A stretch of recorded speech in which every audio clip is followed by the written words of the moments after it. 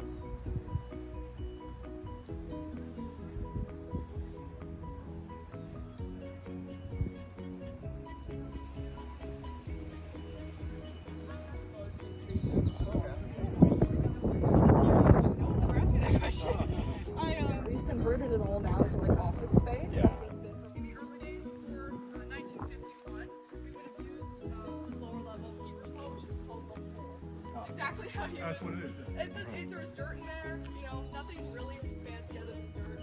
And of course, back in the early days, you know, legally we put you in there for up to 30 days, but who knows? 30 days. 30 days. Sometimes they even wouldn't tell you what your sentence would be, too.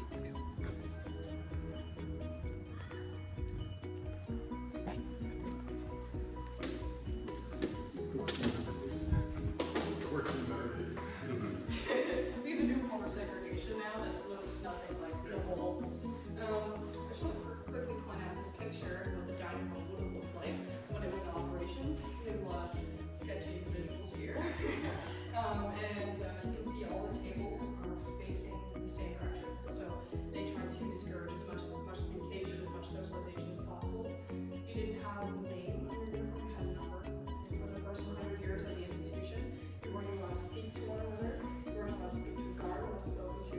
You'd actually have to like approach the guard and go up to them and just kind of like stand there to get their attention. These two lifeguard chairs would be where correctional, I guess, guards at the time would have been sitting and observing.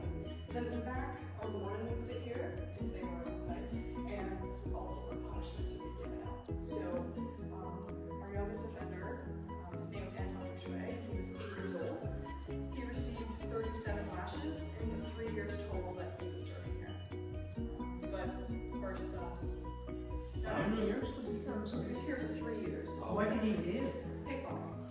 8 years old. 8 years old, and that's when we mixed the population. Yeah. And We should have that now for stealing cars. and we also, when we would house women, they would also come to a dining hall, and we had something called a coffin, where it's basically a coffin. It's upright. You can see it in the museum across the street if you have a chance, or another day. It's pretty small, it's why it's for women, and they would be forced you to stand in there for a long time. And what, eat? You wouldn't need to just stand there for as long as they wanted you to stand in there for punishment. It's shaped so that you can't sit down at all, so it's formal punishment.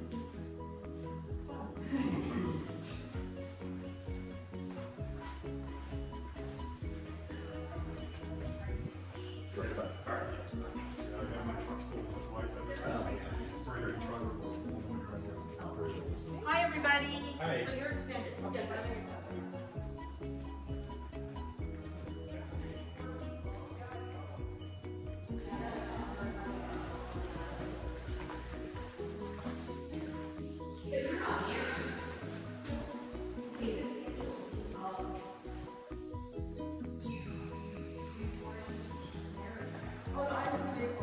Oh, sorry. That's okay. No worries. Oh, that's right, some of them. Please. Yes. Come on in, everybody. Feel free if you want to sit at one of the tables, feel free to do so. I'm going to just tell you a little about myself, talk about the history of the cells, and and a little bit about inmate routine.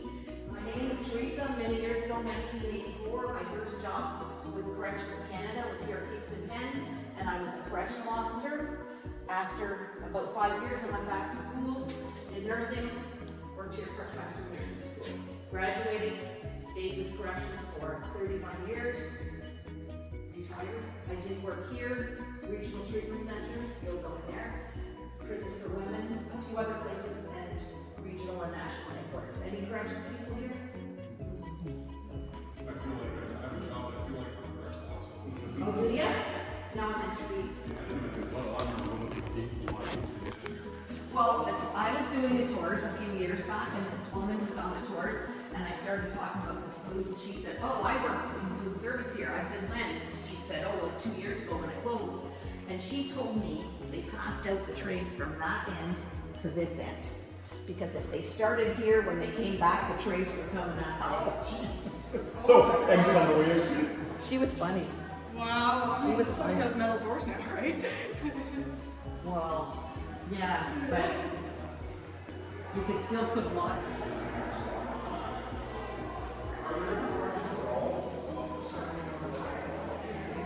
I'll call it. Thank you. You're welcome. Thank you for your visit. Express or 10? Extended. Extended.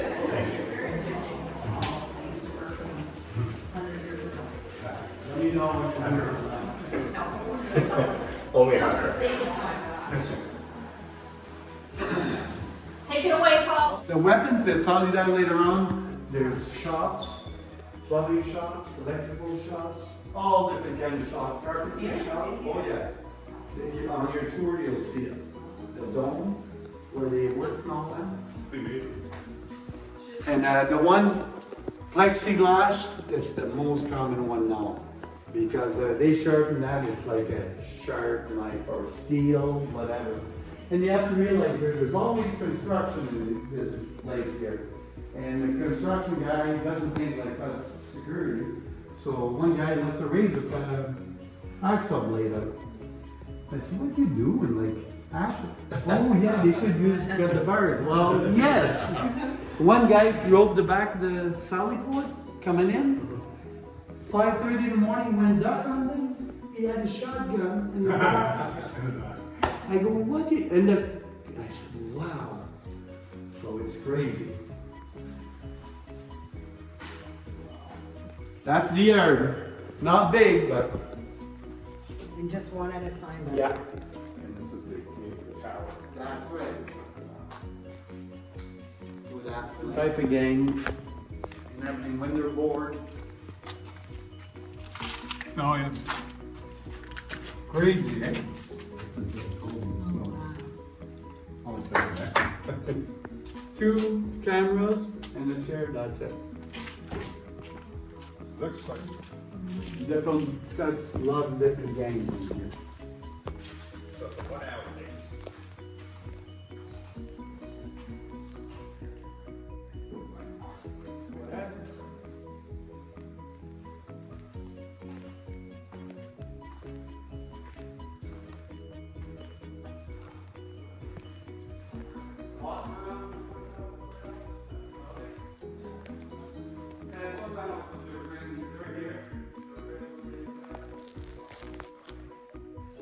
Mental illness here is about 45%. When I see that these kids come in here, I'm supposed to after 3 days, give them their TB and all that stuff, you know, if you have them 30 days, you'll do it solid here. Nothing. And they know that, they respect me for that, and the lifers, they like me because they know I'm easygoing and all that. You want a good shift too, you know what I mean? But those guys, young kids, 3 o'clock, most of them don't work. They're blaring the music, or their chair. The guy next door, that's good. 5 o'clock, he's going to work in the kitchen. Well, be prepared at 7 o'clock when we unlock that you're going to get a black eye. Because that's not tolerated in jail. Yeah. Those young kids in Toronto, Montreal, they think they're so tough. I walk downtown Montreal, or my wife says, oh, I see 6, 7 young kids coming through. Oh, like, well, across the street. I go, yeah, the sidewalk. My wife says, oh, you're a wimp. I said, no, I just don't trust them. Like, it's something in my head now. I'm paranoid. So I came close to go off that balcony. That was enough for me. It's engraved in you. Yeah, exactly. Self-preservation. I can only imagine. All right, have a good Paul. tour. Thank you. Thanks, Paul. Yeah, that was great, thanks. You're welcome. Then we got a long way. Just want to show you something interesting.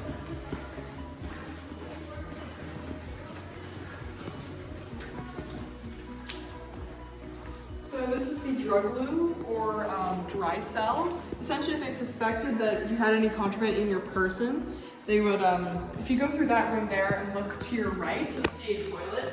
And so essentially they made them sit on this toilet for days at a time until whatever packages, you can also see the end of the toilet here, packages received. Lowest ranking guard would put their hands in the gloves and then receive the contraband. So yeah, this is the drug loop. Yeah, I think the regulation used to be 3 days, you have to sit on it maximum. Now it's 24 hours. So they reduced the time. They give you something to help you go. Actually, I don't know about that. I would imagine so. Maybe expedite the process. And only, yeah, no, I would want to be working there. You're an officer. No, and I wouldn't want to be the lowest ranking officer. I know, right? At the time. I don't want that person to get lost. Pretty easy to go. It's a pretty building. Yeah, it is. And there's like so many additions. Hospital was added later, which is up there. We'll see that later in the park. That's 1850s around then, so much later.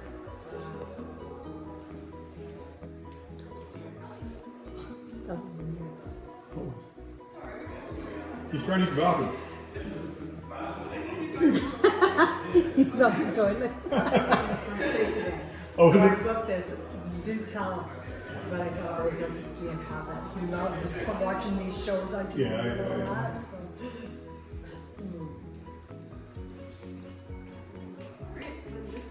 Sure. We have old cameras in these black half spheres. We don't have any running cameras anymore, but we would have had a drug institution always monitored. We only have one now, which is by our entrance.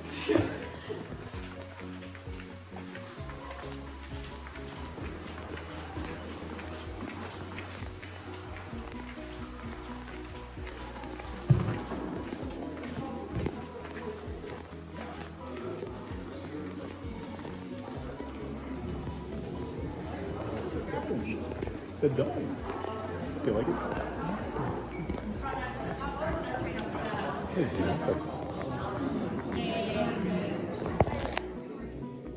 Wow, that long time. I felt like I was back at work. Is that the extended or the shorter? No, this is just an express, and we had like 3 school groups. I've seen the Yeah, and they're extreme. Alright, so we are leaving the south cell block and entering the lower area of the institution, which consists of mainly the shops, our next destination, as well as RTC. So RTC is the Regional Treatment Center. We have 2 buildings, our main building, and then CO7 over there. Our old admissions and discharge area, this was moved frequently, but this is where it was when we closed, and of course, when you come here to be originally processed, this is where you leave your items once you're not going to bring with you, and you're going to get processed within the morning or afternoon, and find a cell after that. Also, the same place you go when your treatment is done, perhaps you want to pull all your stuff will be there.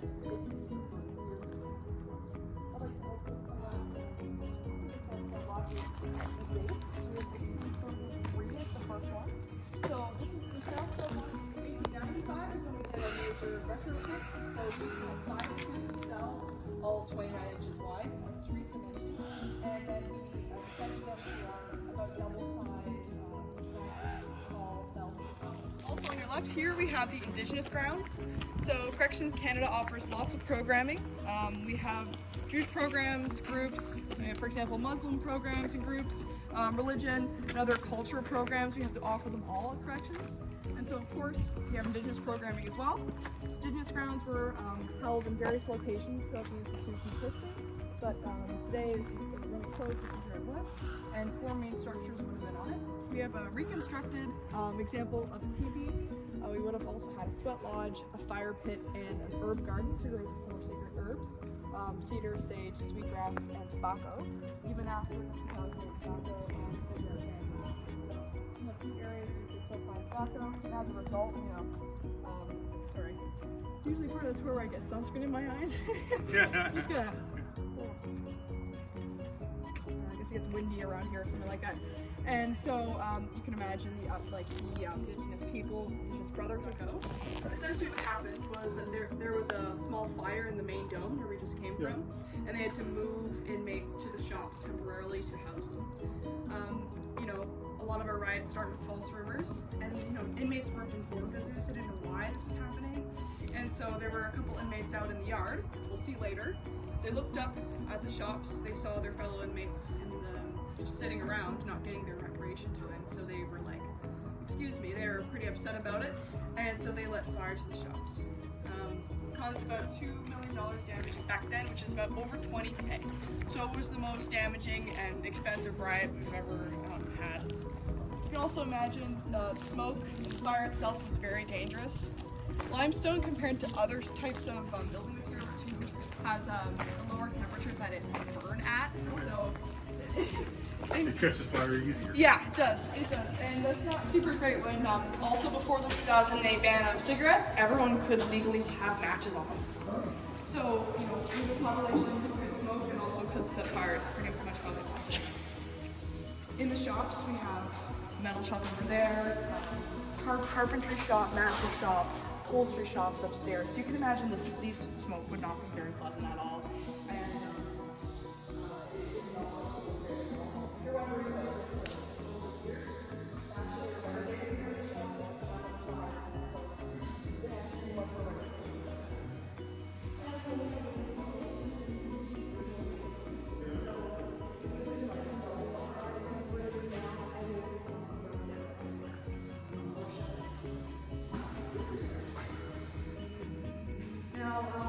This flight staircase is one of the places that inmates would favor.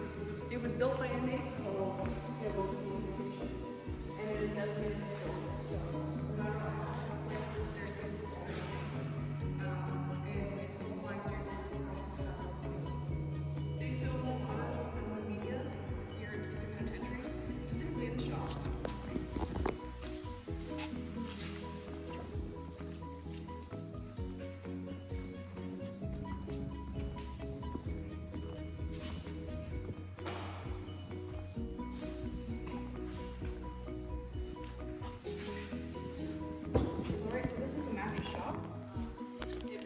Okay, hold on.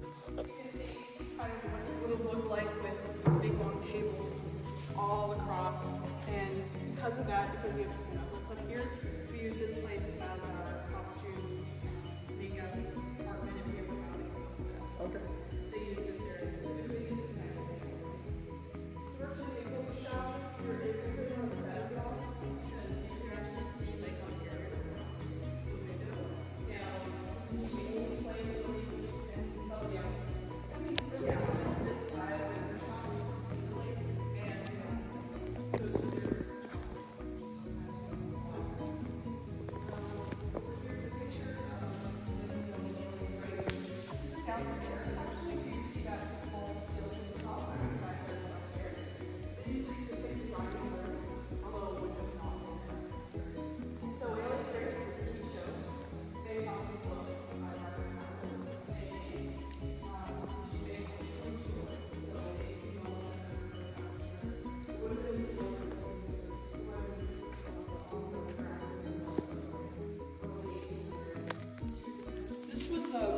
This was boarded up, but you can see, obviously I can't go up that ladder now, that's the guard post that they would go to.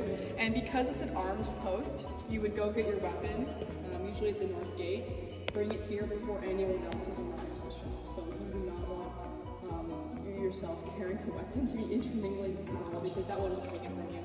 And so they come here bright and early, and they stay here pretty much all day. I think there's a bathroom in there. I think obviously they have shift changes, but it's pretty active.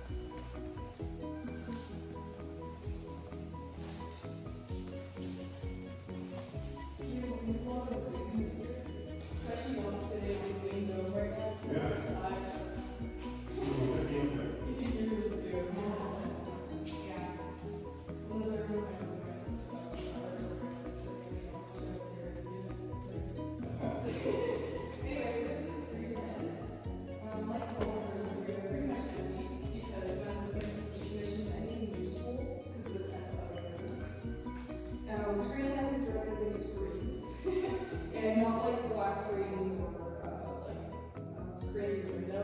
It's cubicle screens. So my dad watched with that one actually, and it gets like the labor, something federal. We're downtown, and it's a cubicle. And this is the main location of this building. So you go right here. This is where they would have been made exclusively, and we would have had a contract for about 9 years. So 9 years pretty much less wages for I think also a number of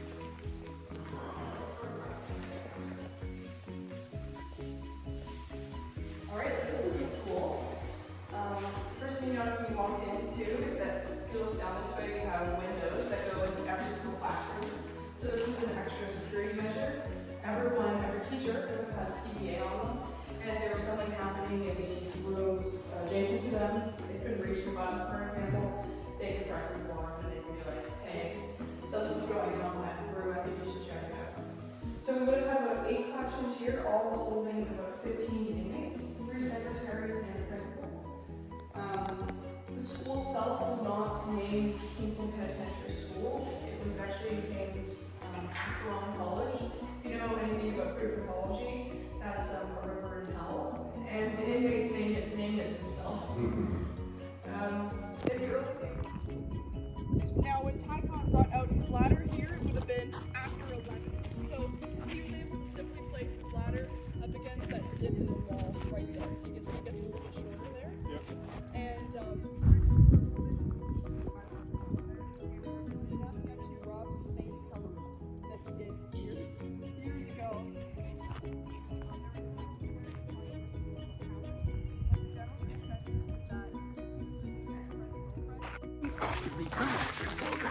Was there like a winter and summer outfit, or were they all the same?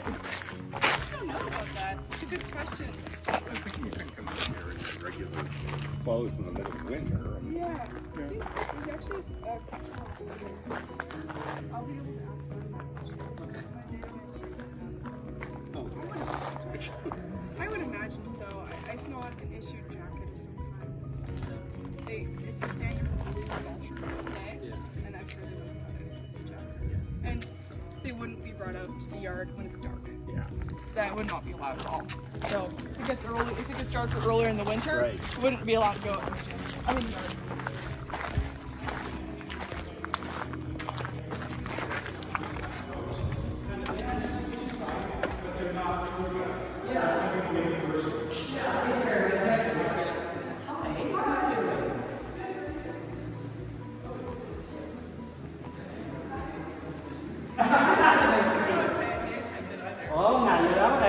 Hi, how are you doing?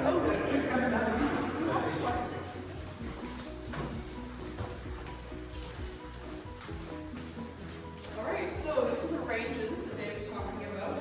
You can see our cell size is a lot bigger, you would say.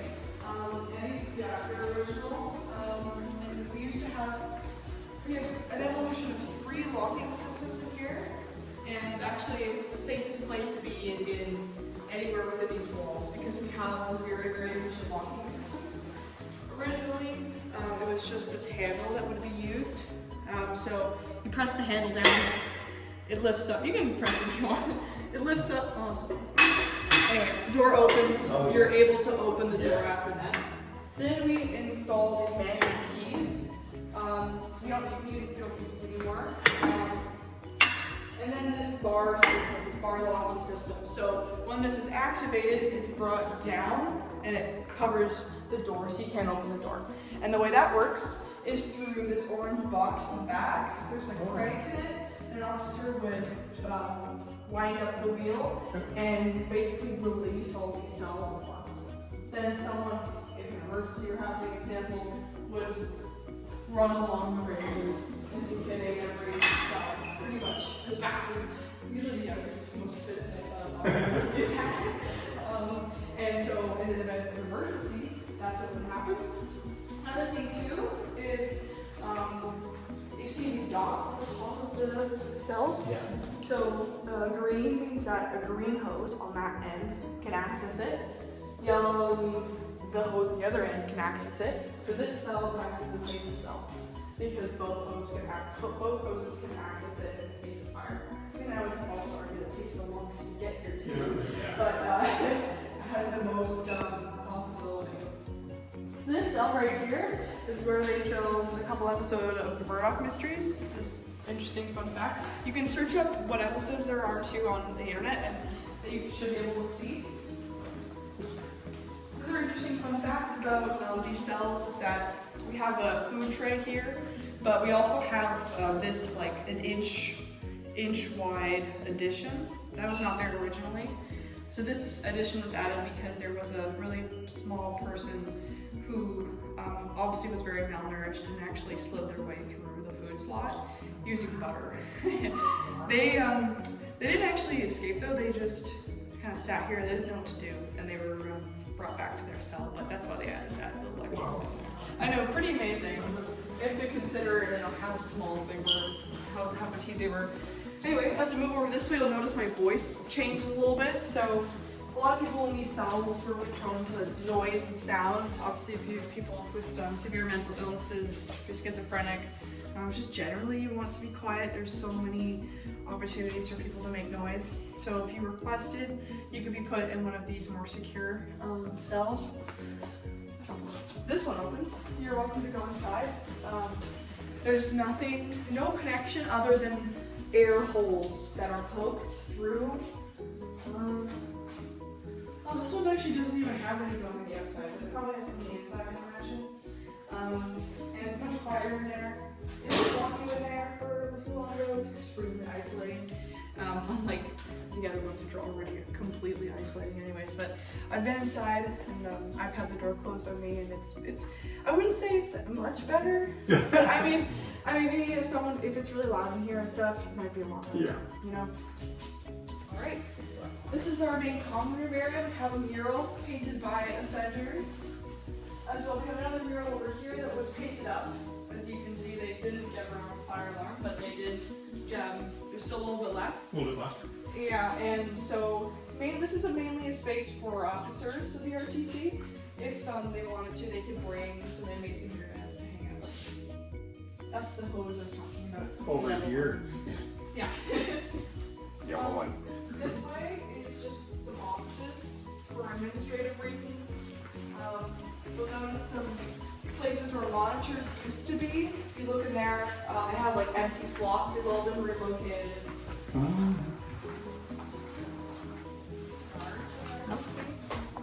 So it's a lot more grown in now, but they would probably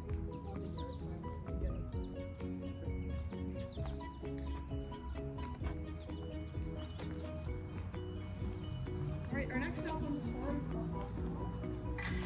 The hospital is right in front of us. We also saw it's right next to segregation in the beginning, and we'll be going back that same way too. The hospital was built in 1849 to 1852, around then. There's also a morgue underneath the hospital. We're not moving down there though, unfortunately. It's through the door on the left, if any of you were wondering. And we would have, in the early days, would have housed coal down there, and then it was transferred to bodies. Can you go down, see?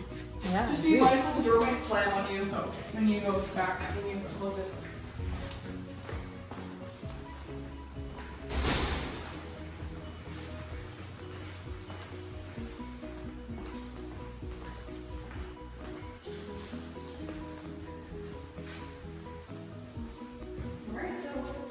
is the hospital. Triage is just on your right there. You can actually go through if you'd like. You'll come out the other end here.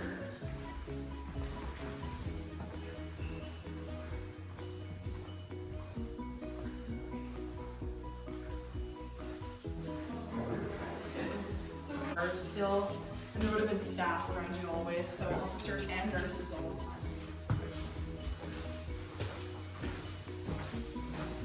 It's actually just a back room, nothing fancy. You can see one of the cells in there. I don't think you can go. This is the old pharmacy. Back area of the pharmacy. Should probably actually be this area. Yeah.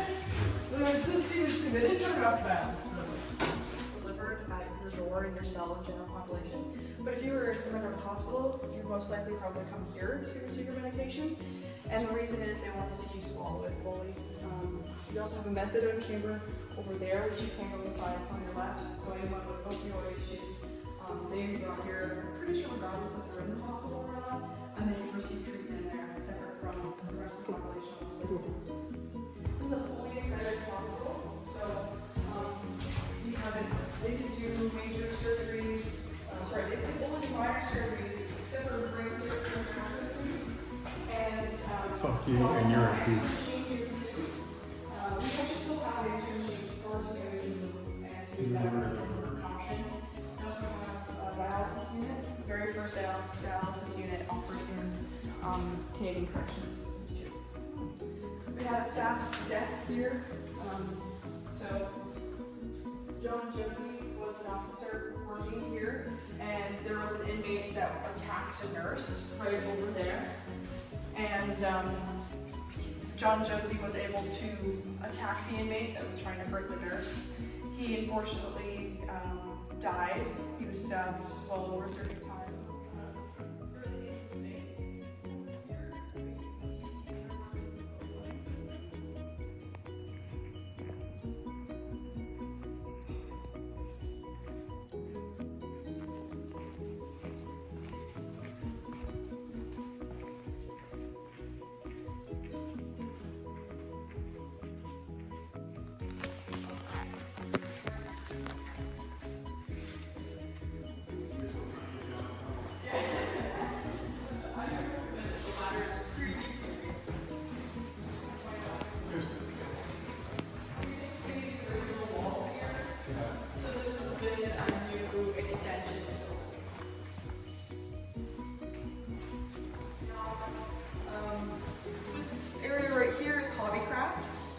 Go there during recreation time to, build like woodworking, that kind of thing. Bring it back to your cell. Over here we have the canteen. This specifically is a hygiene canteen, so you can pick up your treat bars, just the extra ones here. You can also buy chips, pop, candy, that kind of stuff. And we have an original list of items you can buy in 2013. I think with inflation it's pretty great. Yeah. But at the same time also you won't be making much at a prison, so I would imagine talking more maybe a bigger place. Yeah. These are all artifacts from the 1971 riots. So you can see that man right there is really nice. He's a little started and all that punching. The guard here. Right here. Right here. Yeah. And negotiations, as well as people trying to signal to the outside what was happening inside. Because no one knew. This is international news. No one knew what was happening. Great. I'm going to take you guys to the gym.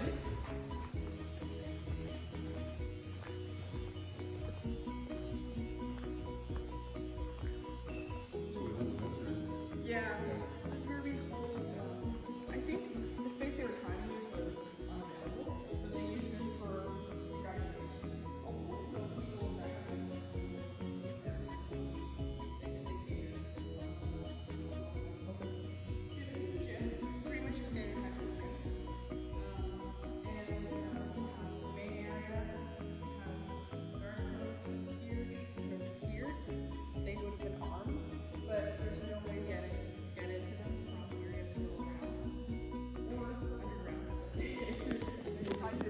In broad daylight, they ran across the ceiling of the gym and they made this grappling hook. The problem is though, it's made of like this bungee stretchable cord, and they were both fairly larger men. So when they went over, this cord just sunk, and they weren't able to get over. And I'll show you outside in actually just a couple minutes that they did it right in front of a guard tower too. So not the smartest mistake, and it definitely failed.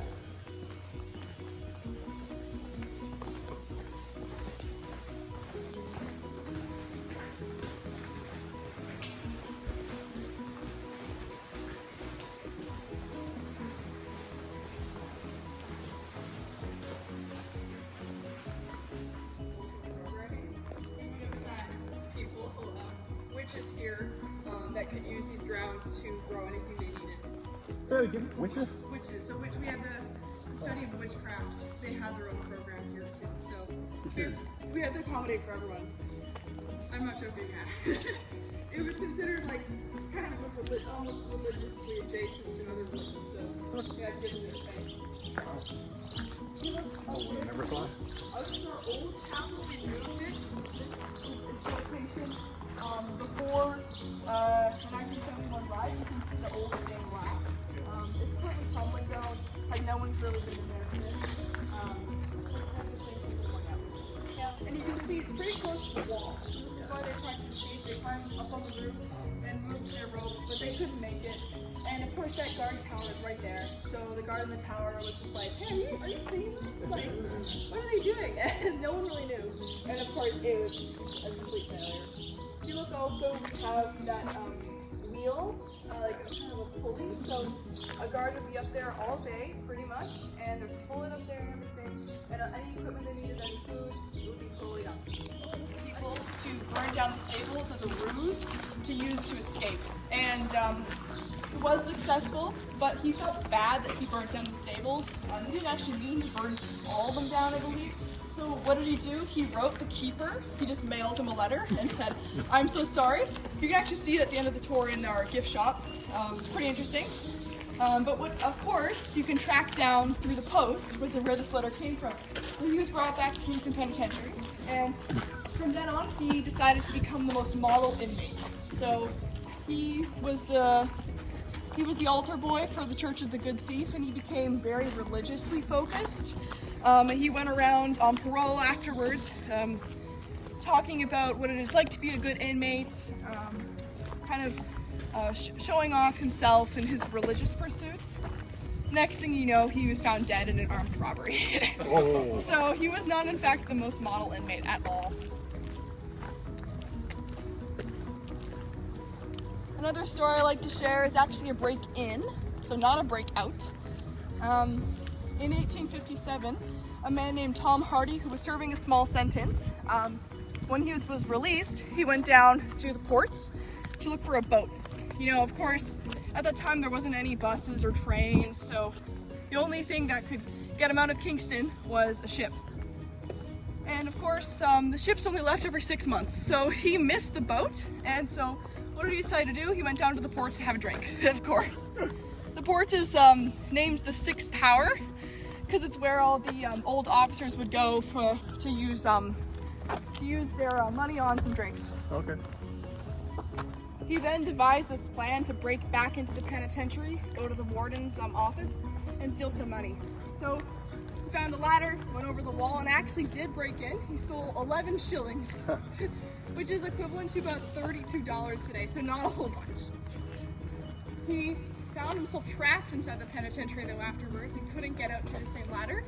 He tried Westgate, South Sallyport, nothing. So what did he decide to do? He just decided to line right back up. Everyone knew who he was, no one questioned it, but then they did the count and they're like, we have an extra person. So once they found he had an extra person, they gave him more time, and when he was released again, he realized he forgot his jacket. So once again, he knocked on the door and said, "Can I speak to the warden? I need my jacket." And the warden hands him his jacket, but he says, "Do not ever come back to Kingston ever again." That rope with the bed sheets, J.J. McCormick escaped through there. Yeah. Have your private meals, and it'd be for up to 3 days. Oh wow. do families with the kids and toys? So, kids, spouse, parents, that kind of thing. Shouldn't have any history of sexual or domestic violence when you're visiting, and you would have had to pay for all the food yourself. So while the inmate welfare fund would maintain the upkeep of the unit generally, like appliances, that kind of stuff, you would have to bring in all the food. So, but you work, you had the money saved up, only one requires a year. You buying any t-shirts?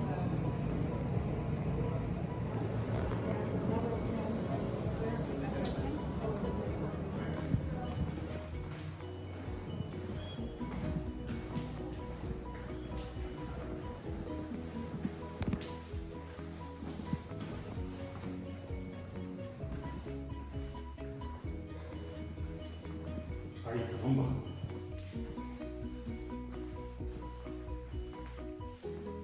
Send money. Send some money.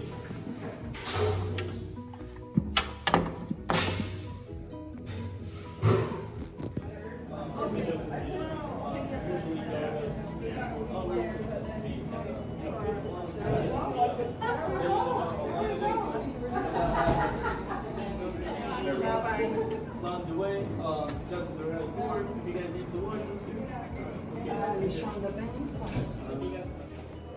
Let's see who watching.